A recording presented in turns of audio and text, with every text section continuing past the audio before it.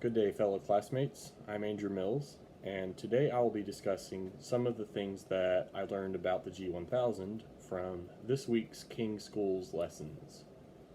Throughout my flight training, I've flown primarily Diamond and Piper aircraft that have been equipped with either G500 or G1000 avionics, but I definitely have more flight time operating the G500. So I certainly have plenty of room to learn more. But on that note, I do have a pretty basic level of understanding for the G1000 just from what I've flown so far. So just going into what I learned this week, I'm already familiar with loading and activating flight plans on the G1000. However, I've always utilized the flight plan option on the PFD for this. And after watching this week's videos, I learned about the more abundant information presented on the MFD's flight planning tool. For example, you can view items such as fuel remaining, cumulative ETAs, and altitudes on the MFD's flight plan wide view. Of course, creating and storing flight plans on the MFD is better done on the ground, because if you were to load a flight plan on the MFD while in flight, being in the left seat, it's harder to accomplish this since it's all the way over here, and reaching and looking across can distract you from flying the airplane. So just for situational awareness purposes, I learned that it's best to manage a flight plan during the flight using the PFD rather than the MFD.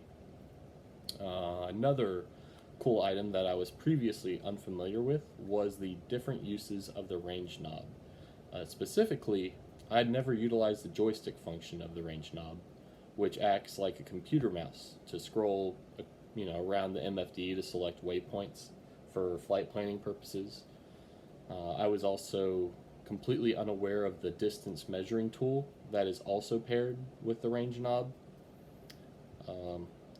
Another convenient trick that I was unaware of before now was that you can load a frequency into the frequency box by simply highlighting a frequency on a menu and pressing enter.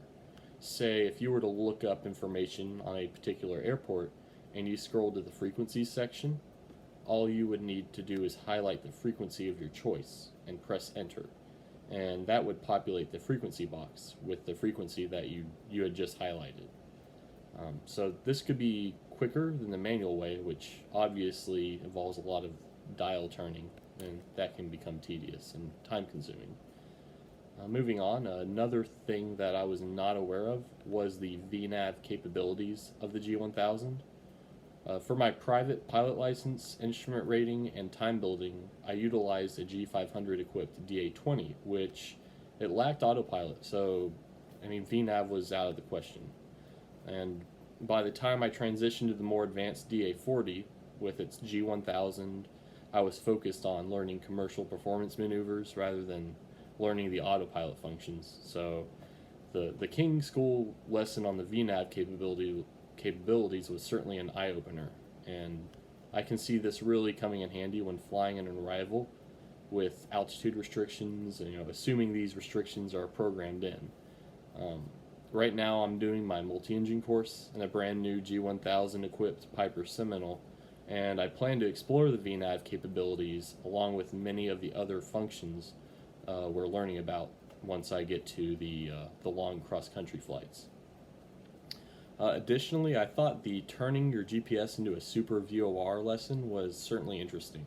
I think I recall learning about this in the King School's instrument course, but it had slipped my mind since then. I had never actually used it in real life, so basically, you select the OBS mode, you turn the course knob to your desired course, and this allows you to fly to or from a waypoint, not just VORs, from any desired direction.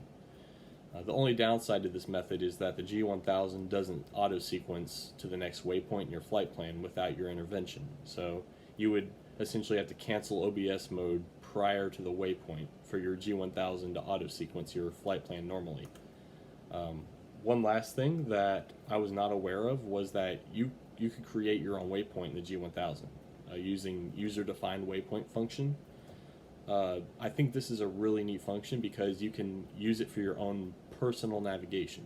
For example, if you wanted to easily locate a scenic point of interest or an uncharted airfield, all you would have to do is either capture your present position or use the range knob to use the cursor to locate your user-defined waypoint. So I thought that was pretty neat. So that about covers most of the things that I learned from this section. Again, I've had experience in the G1000 before and even assumed that my knowledge of its systems was adequate. However, this course has already been an eye-opener for me, and I'm sure for many of you as well. So on that note, I'll certainly be interested in seeing what everybody else has posted on this subject, and hopefully you were able to relate to this, and I thank you all for watching. See ya.